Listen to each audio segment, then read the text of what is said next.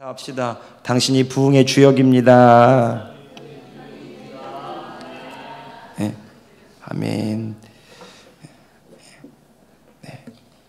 믿으세요? 네. 할렐루야. 우리 같이 에베소서 1장 17절부터 19절 말씀을 같이 읽어보겠습니다. 네. 17절부터 19절이요. 우리 같이 한 목소리로 읽겠습니다. 시작.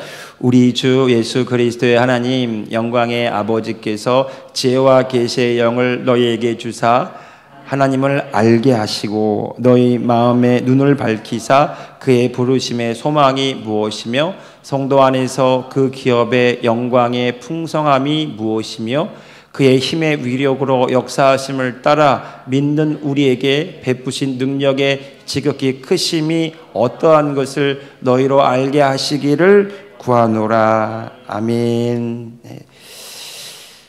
제가 표준 세번역으로 다시 한번 여러분 읽어드릴 텐데 한번 들어보십시오.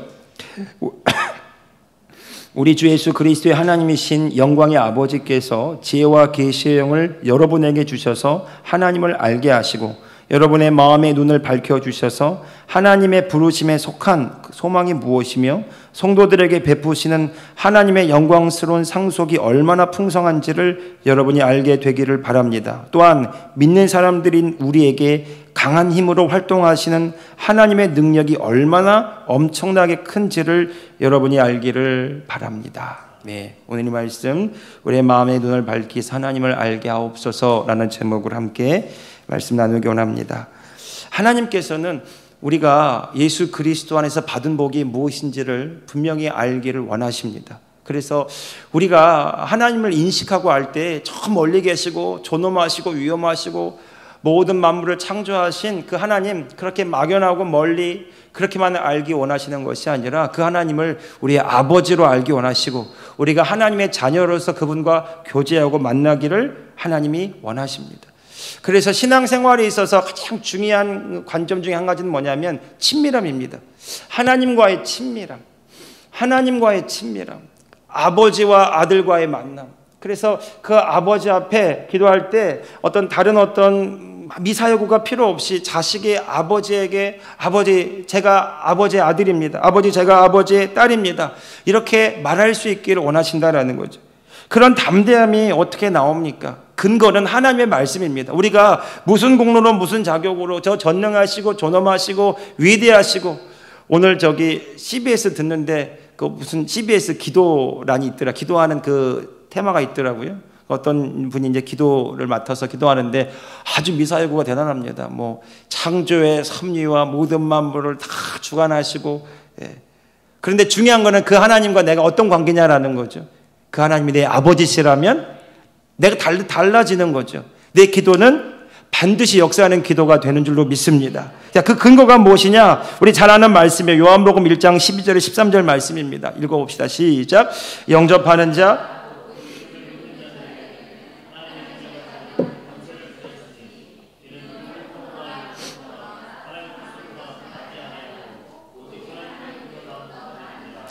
아멘. 자, 여러분 이 말씀을 잘 보십시오. 여러분 예수 믿는 것은 단순히 교회 다녀서 집사가 되고 권사가 되고 장로가 되고 목사가 되는 어떤 직분을 얘기하는 것도 아니고요. 단순히 내가 믿는 믿음의 대상을 이야기하는 것이 아니라 믿음으로써 우리에게 일어난 변화와 놀라운 결과를 이야기하는 겁니다. 자, 예수님을 믿는다는 것은 다른 말로 그분을 나의 구주로 주님을 영접한다는 거고요. 그럼으로써 우리의 존재와 우리의 신분과 우리의 권세가 달라지는데 우리가 하나님의 자녀라 일컬음을 받고 하나님의 자녀가 되는 권세를 가지고 새롭게 거듭난 창조된 피조물로서 이제 이 땅 가운데 살아가게 되었다라는 것을 이야기하는 겁니다. 그러니까 믿음은 위대하고 놀라운 탄생의 시작이라는 거죠. 이번에 세례 받으셨는데 세례 받을 때 그런 얘기했어요. 세례교육 받을 때 세례는 씻는 세례가 아니다. 사실 언어적으로는 침례가 맞습니다. 예, 단순히 우리의 죄를 사하는 의식이 아니라 내가 물속에 들어감으로써 내가 이미 예수님과 함께 나의 옛사람이 죽었고 다시 물에 나올 때 내가 새롭게 태어났다는 고백이다. 새로운 탄생의 고백이다. 맞습니다. 여러분, 믿음은, 내가 예수님을 믿는 것은 내가 단순히 예수님을 아는 정도가 아니라 예수님을 나의 구원자로 주님으로 영접함으로써 내가 새로운 피조물이 되고 하나님의 자녀가 되고 하나님을 아버지라고 부를 수 있는 그런 자가 되었다라는 거죠. 무엇을 위해서 내가 그렇게 변화되었고 그런 구원의 은혜를 얻었습니까? 하나님 아버지의 뜻을 이 땅에 이루는 자가 되게 하시도록 하기 위함인 것이죠. 여러분, 구약의 율법주의적인 관점으로 우리가 신앙생활을 하게 되면 내가 하나님의 말씀을 지킴으로써 복을 받고 하나님 말씀 안 지키면 벌을 받을 것 같은 그런 두려움 가운데 행위 보상적으로 인과응보적인 관점에서 거리하듯이 하나님과 관계 맺는 신앙생활을 할 수밖에 없습니다. 율법을 지키면 내가 복을 받고 율법을 지키지 않으면 저주를 받는, 하라 복을 받을 것이다, 하지 마라 하지 말라는 하는 일을 하게 되면 벌을 받게 될 것이다. 그것이 하나님과 우리 사이의 관계 속에서 어떤 장벽처럼 이 죄가 가리워 있어서 하나님의 말씀을 지킴으로, 그리고 그것을 통해서 죄가 무엇인지를 깨닫게 되는 그런 은혜를 입죠. 그런데 하나님은 새로운 약속을 예수 그리스도를 통해서 맺기 원하셨습니다. 그것이 새 언약이고 신약의 복음이죠. 새로운 언약을 맺는 우리는 하나님과 어떻게 관계합니까? 우리가 무엇을 행해서 죄사함 받고 우리가 무엇을 행해서 그 복을 누리는 것이 아니라 하나님이 예수 그리스도를 통해서 전적으로 부어주신 그 은혜를 믿음으로 받을 때 그 은혜 가운데 거하게 될 줄로 믿습니다. 하나님이 나를 사랑하셨다 성경이 선언하고 있어요. 하나님이 세상을 이처럼 사랑하사 어떻게 해요? 독생자를 주실 만큼, 생명을 내어주실 만큼, 자신을 버릴 만큼 사랑하셨으니 이는 너희가 멸망치 않고 영생을 얻게 하려 하심이라고. 여러분, 이 말씀을 듣고 믿을 때에 하나님의 사랑 안에 거하는 복을 누리게 될 줄로 믿습니다. 이렇게 한번 설명해 볼까요? 어떤 아이가 한 가정에 입양되었습니다. 양자로 입양되었습니다. 그 아이가 그 부모님에게 사랑받고 인정받기 위해서, 아들 노릇을 하기 위해서 눈치를 보면서 더 최선을 다해서 공부하고 인정받는 아들, 아버지의 자랑이 되고 싶어서, 아버지의 사랑을 받고 싶어서, 그렇게 하지 못하면 이전에 있던 곳으로 쫓겨날까 봐 두려워서 그렇게 하루하루를 살아간다면, 여러분, 그 아들은 입양되었지만 한 번도 그 아버지의 사랑을 온전히 누릴 수 없게 될 것입니다. 아버지를 아버지로 못 만나고 있는 거죠. 여러분, 이 아들이 그 입양되어서 잘 살 수 있다면 비결은 마음을 바꾸는 겁니다. 내 마음이 어떤 마음으로요? 이제 나는 이 집의 아들이다. 내가 아들로서 아버지를 대하고 내가 아들이라고 하는 의식을 가지고 아버지를 만날 때, 그때 그 아버지와 온전하고 바른 관계를 맺는 것입니다. 우리가 신앙생활도 마찬가지입니다. 하나님을 나의 아버지라고 부른다면 나는 하나님의 자녀입니다. 한번 해봅시다. 나는 하나님의 자녀입니다. 여러분, 이 고백 속에는 하나님 나를 이미 사랑하시고 축복하시고 하나님의 모든 약속이 주어졌다는 것을 전제하는 말입니다. 다시 한번, 나는 하나님의 자녀입니다. 나는 하나님의 자녀입니다. 여러분, 이 사실이 믿어지기를 축복합니다. 믿어지면 이 세상에 없는 것 때문에 실망할 필요도 없어요. 하나님이 주실 것을 믿기 때문입니다. 내가 빼앗긴 것 때문에 억울해할 필요도 없어요. 하나님이 보상하실 것이기 때문에. 보십시오. 원수 갚지 말라고 했어요. 우리는 서로를 우리에게 원수 맺는 일을 하게 되면 원수를 갚을 뿐만 아니라 더하여 갚아주면 속이 시원할 것 같아요. 그렇지 않아요? 저만 그렇습니까? 여러분, 원수를 만나는 것도 쉽지 않지만 원수 같이 나에게 행할 때 정말 내 안에 억울함이 있고요, 분함이 있고요. 근데 성경에 보면 원수 갚지 말래요. 그럼 어떻게 하라는 거죠? 성경이 이렇게 말합니다. 원수는 하나님이 갚으신다는 거예요. 여러분, 이것이 하나님이 자녀에게 주시는 축복이자 호의입니다. 아브라함에게 이렇게 말씀하셨어요. 아브라함아, 네가 축복하는 자 내가 그를 축복하겠고, 네가 저주하는 자 내가 그를 저주할 것이라. 여러분, 하나님이 오늘 저와 여러분의 먹을 것과 입을 것과 필요한 모든 것들을 이미 다 아신다고 말씀하셨어요. 하나님 아버지가 모를 것처럼 중언부언하며 기도하지 말라는 거죠. 이미 너희가 기도하기 전에 너희 필요를 아시고 너희 생각을 아시고 너희 모든 문제를 다 알고 계신다라는 겁니다. 모를 것처럼 하나님께 설명하려고 하지 말고 하나님 너희 아버지를 만나라고 말씀하시고 하나님 아버지께 모든 염려를 맡기라고 말씀하시고 그 아버지를 온전히 신뢰하라고 말씀하고 계십니다. 여러분, 우리가 그 하나님의 자녀라고 하는 의식 속에서 기도한다면 오늘 저와 여러분의 기도는 간절해질 뿐만 아니라 담대해집니다. 왜냐하면 하나님이 우리의 기도를 외면하지 않고 아름답게 사용하시고 놀랍게 역사하실 것이기 때문이죠. 여러분, 하나님은 우리의 기도에 반응하시고 우리의 생각과 신음소리에도 반응하시고 머리카락 하나까지도 세신 바 되십니다. 여러분, 그 하나님 앞에 담대하게 나아가는 것, 그것이 예배이고 기도입니다. 자, 그런데 그 하나님 아버지의 사랑과 이미 그 은혜와 약속이 우리에게 부어졌는데 그것을 어떻게 우리가 제대로 누릴 수 있는가? 오늘 예배소서 1장 17절에서 19절 말씀이 그 비결을, 우리가 어떻게 하나님의 자녀로서 그것을 누릴 수 있는지 구체적인 비결을 이 에베소서 1장 17절에서 19절에 가르쳐주고 있습니다. 먼저 우리 17절 말씀 같이 읽어보겠습니다. 시작. 우리 주 예수 그리스도의 하나님 영광의 아버지께서 지혜와 계시의 영을 너희에게 주사 하나님을 알게 하시고. 사도 바울이 예배소 교인들에게 가르쳐주는 아주 중요한 핵심적인 아주 보배로운 진리의 말씀이 뭐냐? 하나님을 알 수 있는 통로가 바로 성령이라는 거죠. 이 성령을 지혜와 계시의 영이라고 풀어서 설명해 주고 있습니다. 그분이 하시는 일이 지혜를 주시고 통찰력을 주시고 하나님의 말씀을 알려주시고 계시하셔서 하나님을 온전히 알게 하시고 인식하게 해주신다는 겁니다. 그러니까 우리가 하나님을 아는 통로, 성령이 우리에게 하시는 일들은 뭐냐? 우리를 하나님의 아버지께로 인도하신다라는 거죠. 성령이 우리에게 하시는 일은 무엇인가? 진리의 말씀을 깨닫게 하시고 그 말씀이 체험되게 하시고 그 말씀을 하신 하나님을 인식하게 한다는 겁니다. 자, 로마서 8장 14절 17절 보면 사도 바울이 이 부분을 더 분명하게 이렇게 가르쳐 줍니다. 같이 한번 읽어볼까요? 자, 시작. 무릇 하나님의 곧 하나님의 아들이라 너희는 다시 무서워하는 종의 영을 받지 아니하고 양자의 영을 받았으므로 우리가 아빠 아버지라고 부르짖느니라. 성령이 친히 우리의 영과 더불어 하나님의 자녀인 것을 증언하시나니 자녀이면 또한 상속자 곧 하나님의 상속자여 그리스도와 함께한 상속자니 우리가 그와 함께 영광을 받기 위하여 고난도 함께 받아야 할 것이니라. 아멘. 에베소서에서는 성령을 지혜와 계시의 영이라고 묘사했는데 15절에서는 양자의 영으로 묘사합니다. 이 말은 다른 말로 성령이 우리 가운데 오셔서 우리가 하나님의 자녀가 되게 하셨다라는 것을 표현하는, 성령의 사역을 표현하는 또 다른 이름입니다. 그러니까 성령이 있고 양자의 영이 있고 지혜와 계시의 영이 있는 것이 아니라 성령님은 우리에게 지혜가 되시고 계시가 되시고 우리에게 모든 하나님의 권세를 누리게 하는 통로가 되시는 그런 사역을 하신다라는 거죠. 그래서 이 성령을 통해서 우리가 하나님을 알게 하시고 하나님을 체험케 하시고 하나님 아버지의 사랑을 누리게 하신다는 겁니다.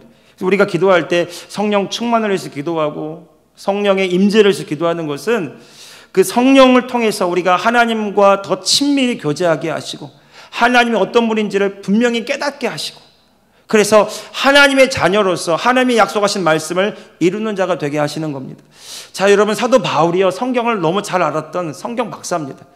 가말리엘 문화에서 그 정말 당대 최고의 스승에게서 율법을 정말 통전적으로 배웠던, 율법에 통달했던 성경 해석가입니다. 주석가입니다. 그런데 그가 예수 믿는 사람들을 핍박하고 다니잖아요.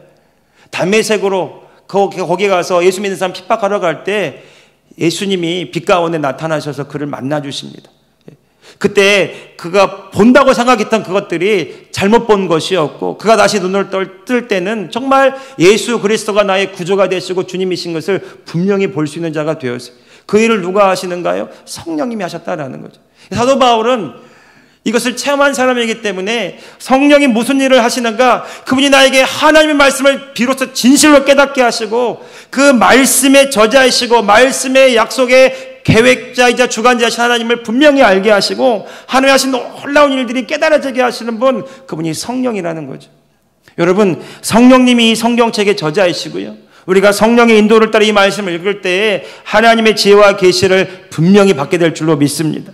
여러분, 다른 사람을 통해서도 듣지만 사실은 여러분 성령님과 함께 성령을 따라 묵상하게 되면 이 말씀이 또한 여러분에게 말씀하시는 하나님의 음성으로 들리게 될 줄로 믿습니다. 그래서 여러분, 이 말씀 다시 한번 에베소서 로마서 8장 14절 17절 보면 성령의 인도함을 받는 사람은 곧 하나님의 아들들인데 하나님을 아빠 아버지라 부르짖게 하고요. 그리고 16절에 보십시오. 성령이 친히 우리의 영과 더불어 하나님의 자녀인 것을 증언하신대요. 그리고 17절에 아주 중요한 얘기를 합니다. 같이 다시 한번 읽어볼까요? 자, 시작. 자녀이면 또한 상속자, 곧 하나님의 상속자요 그리스도와 함께한 상속자. 자, 여기까지. 자, 여러분, 우리가 하나님의 자녀라면 하나님의 약속의 기업이 있고 하나님의 약속하신 모든 축복이 다 예비되어 있다라는 것이죠. 이거를 받아 누릴 수 있는 근거는 내가 하나님의 자녀이기 때문에, 예수 그리스도를 통해서 내가 하나님의 자녀가 되었기 때문에 그런 자격과 그런 권세가 부여되었다라는 것입니다. 내가 하나님의 자녀라면 그때부터는 하나님과 손익계산 따지지 않습니다. 내가 뭘 더 했기 때문에 하나님께 더 바라는 것이 아니라, 내가 뭘 더 희생했기 때문에 하나님 더 요구하는 것이 아니라, 하나님 아버지와 내가 자녀와 아버지를 만났기 때문에 손익계산 따지지 않고요, 아버지의 것은 다 나의 것이고 내 삶은 다 아버지의 것임을 인식하며 살아가는 것입니다. 그러니까 17절 후반부에 이 말이 가능한 거예요. 우리와 함께, 거기 읽어봅시다. 시작. 우리가 그와 함께 영광을 받기 위하여 고난도 함께 받아야 할 것이니라. 내가 주님을 위해 한 희생, 헌신, 봉사, 시간, 물질, 모든 삶을 드리는 거, 그것이 아깝지 않은 이유는 내 것이 다 아버지의 것이고 아버지의 것이 다 내 것이기 때문이죠. 여러분, 이것이 하나님의 자녀가 아버지와 교제하는 방법입니다. 내 것 있고 아버지 것 있지 않아요. 여러분 우리의 삶을 예수님께 드리지 않았습니까? 갑자기 드린 적이 생각이 안 납니까? 언제 드렸던가? 이번 세례 받으신 분들은 생각나죠? 예. 나는 누구 것이라고요? 예. 다시 나는 누구 거예요? 하나님 거. 예.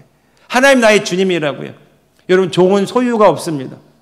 하나님 아버지가 나의 주인이시라면 그분이 나의 전부가 되시고 나는 그분의 소유가 된 백성이라고요. 예. 그러니까 여러분, 내 것 있고 주님 것 있고가 아니라 내 것은 다 주님 거예요. 내 삶은 주님이 기뻐하시는 일에 기꺼이 드려지는 삶이 될 때 하나님은 우리를 통해서 비로소 일하기를 시작하십니다. 여러분, 이 믿음이 분명해지길 축복합니다. 염려, 걱정, 근심이 내가 하나님의 자녀이고 하나님의 내 아버지라는 이 분명한 관계 속에서 떠나갈 수밖에 없어요. 나는 없어도 있습니다. 어제 성탄절 끝나고 갔는데 익숙한 찬양 하나가 나오더라고요. 이 찬양 아십니까? 나 가진 재물 없으나, 나 남이 가진 지식 없으나, 난 남에게 있는 건강이 있지 않으나, 나 남이 없는 것 있으니. 초점을 너무 높게 잡았어요, 제가. 여기 송명희 시인은 전신 지체 장애자 아닙니까? 저 중학교 1학년 때 이 찬양 들었는데, 그 주찬양 선교단이 부르는데 천사들이 와서 찬양하는 것 같더라고요. 정말 하나님을, 성령을 체험하는데 이 찬양이요, 저의 모든 사고, 그 생각을 바꿔놓았던 아주 충격적인 찬양이에요. 그 찬양 그 가사를 쓴 송명희 시인은 누워가지고 사지를 제 몸으로 제 마음대로 가눌 수 없는 그 여인이 나 남이 없는 거 가졌다고. 그리고 마지막에 뭐라고 후렴구에 고백하는 줄 아십니까?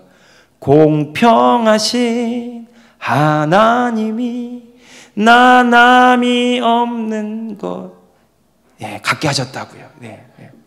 오늘 찬양이 잘 안 되네. 예, 나 남이 없는, 공평하시다고. 여러분, 정말 하나님 공평하십니까? 이 세상 사람들이요, 공평하지 않다고 말합니다. 그래서 불의하다고 말합니다. 갈아엎자고 말합니다. 못 살겠다고 말합니다. 원망합니다. 저놈 때문에, 저 사람들 때문에, 저 무리 때문에 내가 힘들다고 말합니다. 여러분, 불평등한 세상, 불의한 세상, 억울하고 분노가 가득 찬 이 세상 속에서 우리는 어떻게 하나님을 고백하고 있습니까? 혹시 하나님도 공평하지 않다고, 하나님도 정의롭지 않다고, 하나님 왜 잠자고만 계시냐고 그렇게 말씀하고 있는 것은 아닙니까? 아니요, 하나님은 공평하십니다. 하나님은 의로우십니다. 하나님은 실수하지 않으십니다. 어떤 목사님 사모님이 갑자기 사석에서 그런 얘기를 우연찮게 아주 예전에 했던 얘기를 들은 적이 있어요. 자기가 당신이 목회자 3호로 헌신하고 내가 작정했기 때문에, 내가 희생했기 때문에 하나님께서 내 가정을 잘 돌보아 주실 것이라고 생각한다고. 그 이야기 듣는데 머리로는 이해가 되는데 갑자기 심청이가 생각나더라고요. 심청이. 여러분 효녀 심청 전래동화 아십니까? 효녀 심청 어떻게 돼요?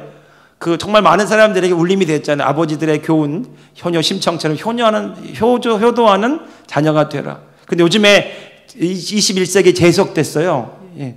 그 신봉사 참 나쁜 아버지, 아동 학대하는, 공양미 300석이 딸 팔아먹고, 예? 뺑덕 어멈이랑 그렇게 사리분별 못하는 그런 아빠로. 예. 여러분, 왜 심청이가 생각났나 생각해 봤더니요. 여러분, 내가 뭘 희생했기 때문에 하나님 나에게 보상해 주실 것이다. 여러분, 하나님은 기쁘실까요? 주님, 내가 이렇게 사역하고 헌신하니까 좀 저에게 좋은 거 주시겠죠? 그거 아니도 주시기를 원하십니다. 그런데 하나님이 우리에게 원하시는 것은 그것을 함으로써 하나님과 함께하는 기쁨을 누리기 원하시고, 그것을 함으로써 하나님이 일하심에 쓰임받는 만족감을 얻게 하시고, 그 일에 나를 써주시는 것에 대한, 내가 쓰임받는 것에 대한 그 하나님의 그 선택받은 것에 대한 감사를 누리기를 원하십니다. 여러분, 내가 하는 일에 가치와 만족을 못 누리는데 어떻게 선한 영향력을 끼치겠습니까? 어쩔 수 없어가지고, 할 수 없어가지고, 제가 만약에 목사한다면 여러분 설교 얼마나 듣기 지겨우시겠어요? 예. 저는 제 목회 사역에 만족합니다. 네. 감사하고, 저를 이 자리에 세워주신 하나님께 감사. 아무 공로 없는데, 아무 자격 없는데. 여러분, 우리 다 그런 존재 아닙니까? 하나님은 오늘 저와 여러분의 어떤 조건과 자격을 보고 부르신 것이 아니라, 하나님은 오늘 저와 여러분을 향한 놀라운 계획을 가지시고 있는 모습 그대로 부르셔서 하나님의 자녀로 빚으시고 그 자녀된 권세와 능력을 가지고 이 땅 가운데 아버지를 알게 하기를 원하시는 줄로 믿습니다. 하나님이 어떤 분인지 네가 보여줘라고 우리에게 말씀하시는 줄 믿습니다. 그것이 사도 바울의 기도 제목이에요. 여러분, 이 하나님을 보는 눈이 열리면 고백이 달라집니다. 18절입니다. 같이 읽어봅시다. 시작. 너희 마음에, 18절이요. 우리 에베소서 1장 18절 말씀. 시작. 너희 마음에 눈을 밝히사 그의 부르심의 소망이 무엇이며 성도 안에서 그 기업의 영광의 풍성함이 무엇이며. 여러분, 여기 보십시오. 여러분, 사도 바울이 눈에 대해서 이야기를 하는데 이 눈은요, 육체의 눈이 아닙니다. 마음의 눈이라고 말하고 있어요. 마음의 눈, 우리 육체의 눈으로 보는 것 말고요, 마음으로 보는 것에 대해서 이야기하고 있습니다. 마음이 중요하다는 거예요. 내 마음으로 어떻게 느끼고 인식하느냐가 하나님을 어떻게 바라보고 인식하느냐를 결정한다는 겁니다. 그래서 로마서 12장 2절에 우리가 잘 아는 말씀, 이런 말씀이 있어요. 너희는 이 세상을 본받지 말고 마음을 새롭게 함으로 변화를 받아서 하나님의 선하시고 기뻐하시고 온전하신 뜻이 무엇인지 분별하도록 하라는 거죠. 마음이 달라지면 내가 느끼는 것이 달라지고 보는 것이 달라지고 경험하는 것이 달라진다는 거죠. 그때 알게 되는 것은 하나님 참 선하신 분이시구나. 하나님은 정말로 완전하신 분이시구나. 하나님은 공평하신 분이시구나. 하나님은 실수가 없으시구나.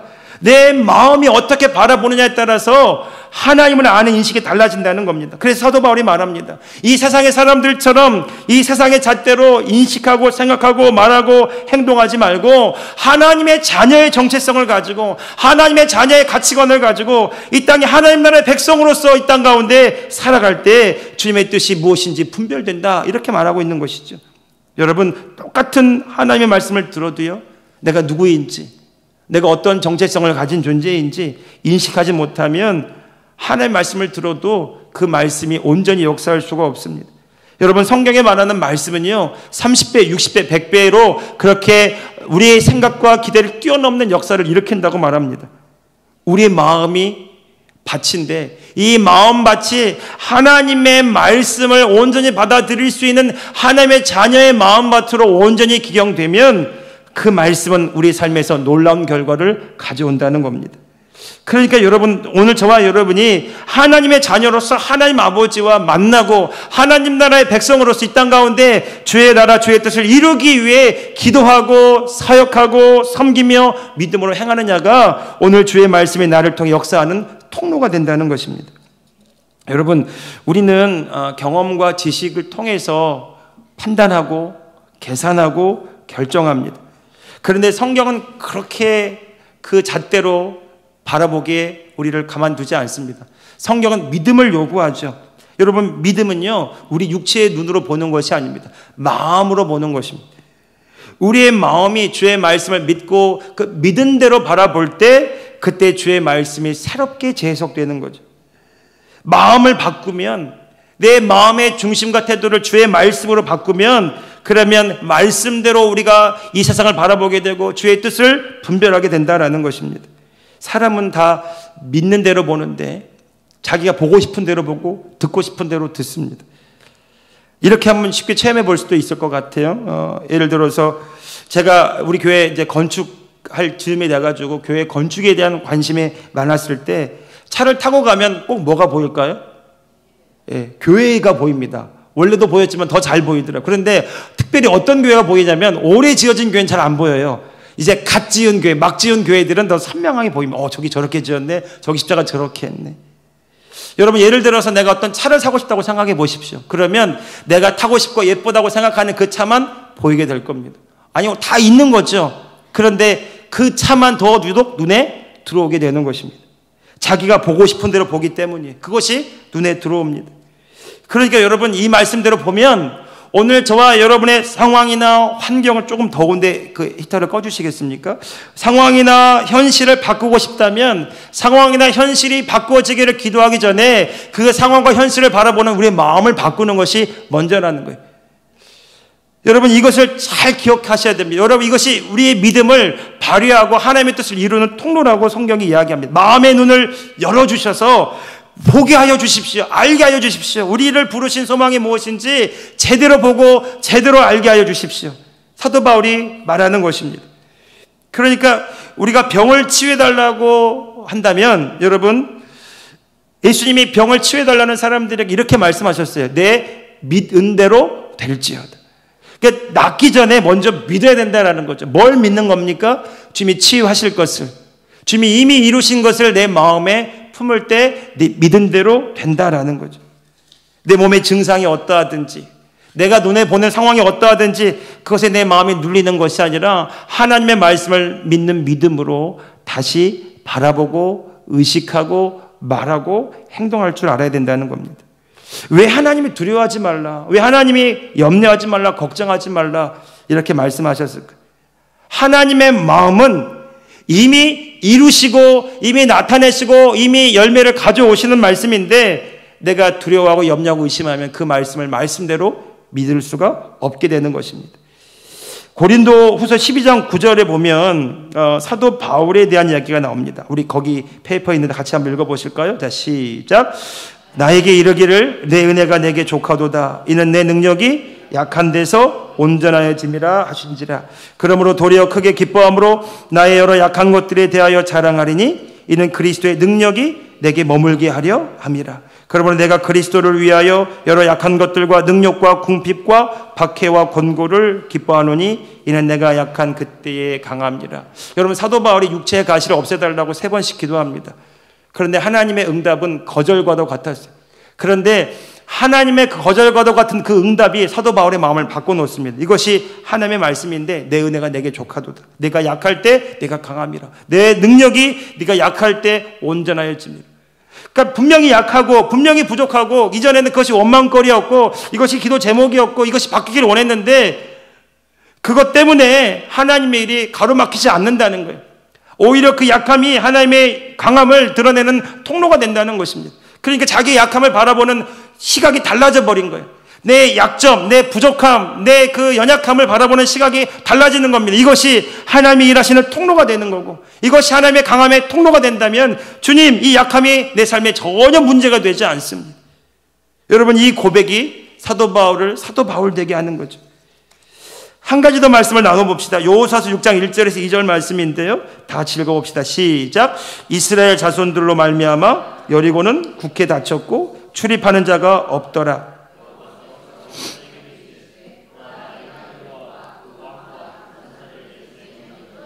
네. 자, 여호수아는 지금 어떤 상황이냐면 여리고성을 앞두고 있어요. 여리고성을 함락시켜야 되는데 작전을 세우고 어떻게 준비를 할까 골머리를 앓고 있는 거예요. 그런데 하나님이 여호수아에게 말씀하셨어요. 여호수아서 1장에 보면 강하고 담대하라, 강하고 담대하라 3번씩이나 얘기하거든. 두려워하지 말고 강하고 담대하라. 하나님이 여리고성, 이 가나안 땅을 다 너에게 주었으므로 네가 이 말씀을 지켜 행하면 이 땅을 차지하리라. 이것이 여호수아 1장에 나오는 말씀이었어요. 실제로 이제 가나안 땅에 들어갔습니다. 여리고성을 함락시켜야 되는데 이 여리고성은 너무 강한 성이었어요. 가는 모든 길이 막혀 있습니다. 여리고성은 철옹성 같았어요. 성경 말씀대로 보니까 여리고는 굳게 닫혔고 출입하는 자도 없었더라. 그런데 하나님이 여호수아에게 이렇게 말씀하시죠. 보십시오. 여호와께서 여호수아에게 이르시되 어떻게 하라? 보라, 이렇게 말합니다. 보라. 뭘 보라는 겁니까? 뒤에 시작. 내가 여리고와 그 왕과 용사들을 내 손에 넘겨주었으니. 할렐루야. 자, 여호수아가 봐야 되는 건 뭘 봐야 되는 거예요? 강한 철옹성을 봐야 됩니까? 그 철옹성을 볼 때마다 우리가 이 성을 이길 수 있을까? 두려움과 염려에 사로잡힐 수밖에 없어요. 그런데 하나님이 그의 시각을 돌려놓습니다. 보라! 뭘 보라는 겁니까? 주의 말씀이 임합니다. 내가 그 왕과 용사들을 내 손에 넘겨주었다. 이걸 보라는 거죠. 그러니까 어떻게 보라는 거예요? 하나님의 말씀대로 보라는 겁니다. 자, 하나님의 말씀대로 보면 이 성은 어떤 성입니까? 주의 말씀대로 무너지고 함락된 성인 거죠. 이것을 볼 수 있는 눈이 오늘 사도 바울이 말하는 마음의 눈을 밝혀 열어주셔서 하나님이 하실 일들을 보게 하여 주십시오. 여러분, 이것을 볼 때 그는 안 먹어도 배가 부를 거예요. 그는 없어도 있는 것입니다. 왜냐하면 하나님의 말씀을 믿기 때문이죠. 오늘 저와 여러분에게도 이 마음의 눈이 열리기를 예수님의 이름으로 축복합니다. 사도 바울은 그런 사람이었어요. 보십시오. 고린도후서 5장 17절 말씀이요. 같이 읽어보겠습니다. 시작. 그런즉 누구든지 그리스도 안에 있으면 보라, 새 것이 되었도다. 할렐루야. 사도 바울도 보라고 말합니다. 뭘 봐야 됩니까? 새롭게 됐나, 하나님의 자녀가 됐나, 내 안에 하나님의 생명이 역사하고. 그래서 이제 내 안에 계신 하나님이 세상보다 크시고 그분이 나를 통해 일하시기 원하는 그의 능력을 보고 그의 지혜를 보고 그의 크심을 보면, 그러면 오늘 저와 여러분 삶 가운데 그의 능력대로 그의 크심과 위대하심대로 우리가 빚어져서 쓰임받게 될 줄로 믿습니다. 그 19절 말씀이에요. 우리 19절 본문 19절 마지막을 읽어보겠습니다. 시작.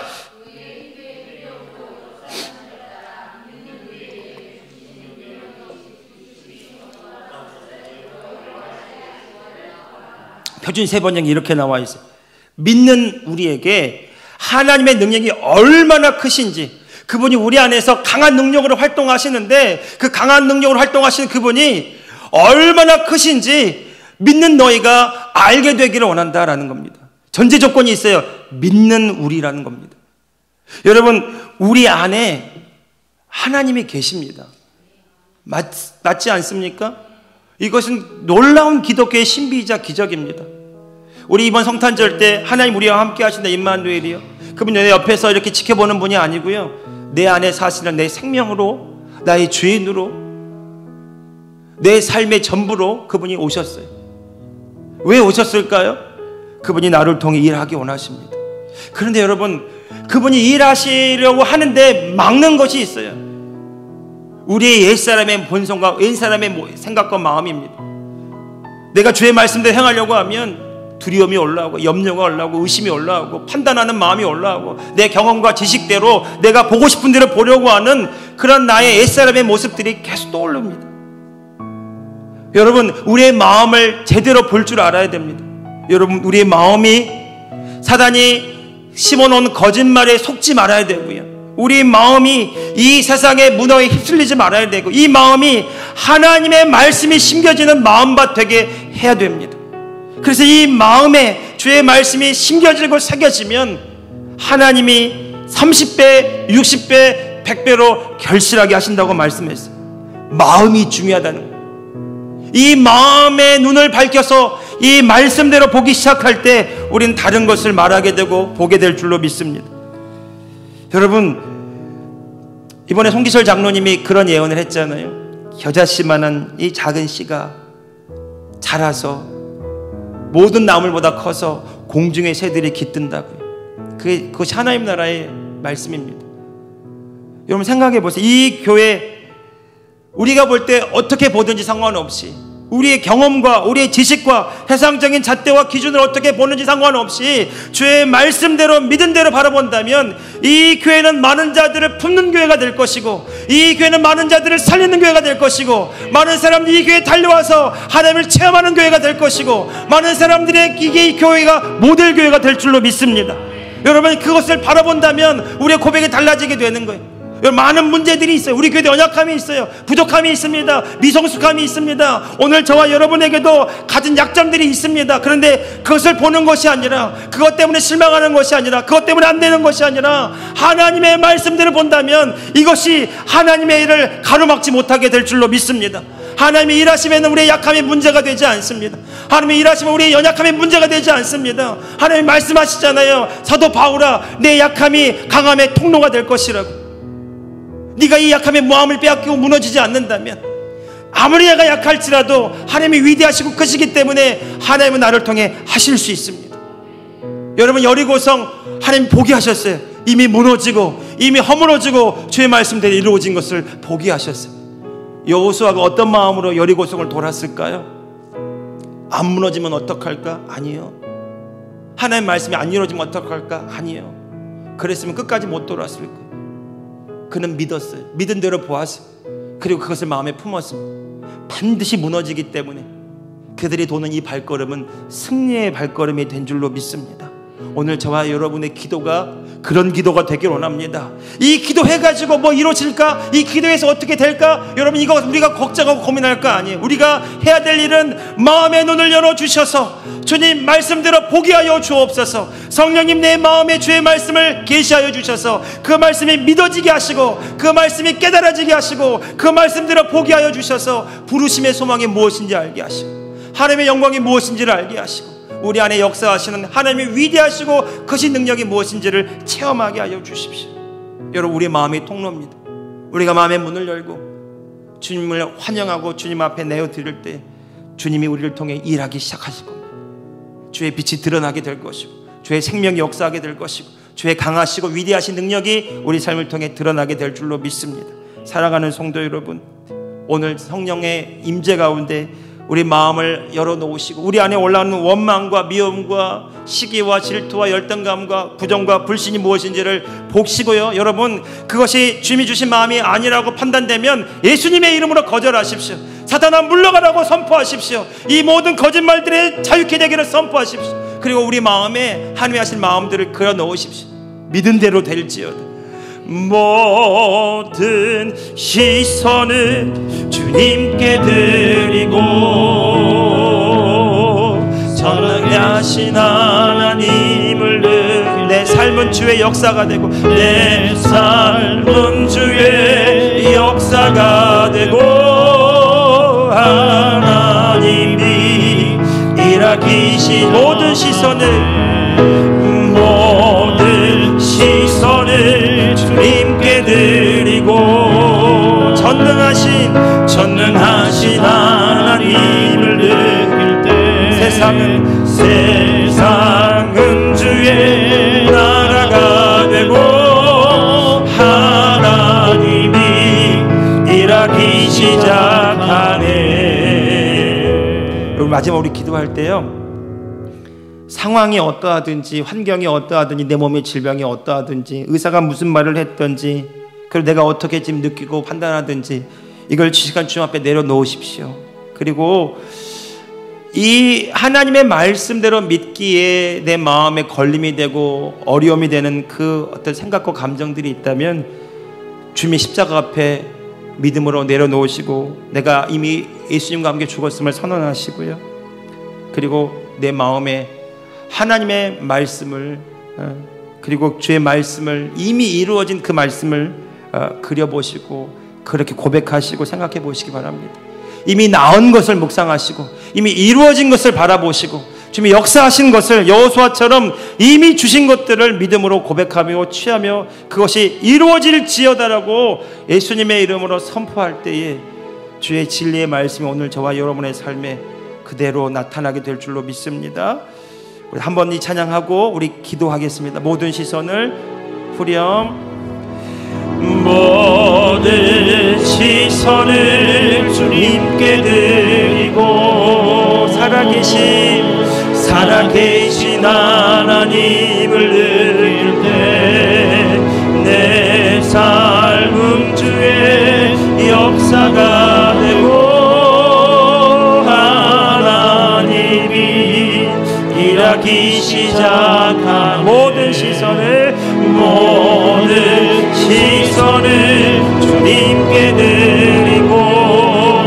전능하신 하나님을 느낄 때, 전능하신 하나님을 느낄 때 세상은 주의 나라가요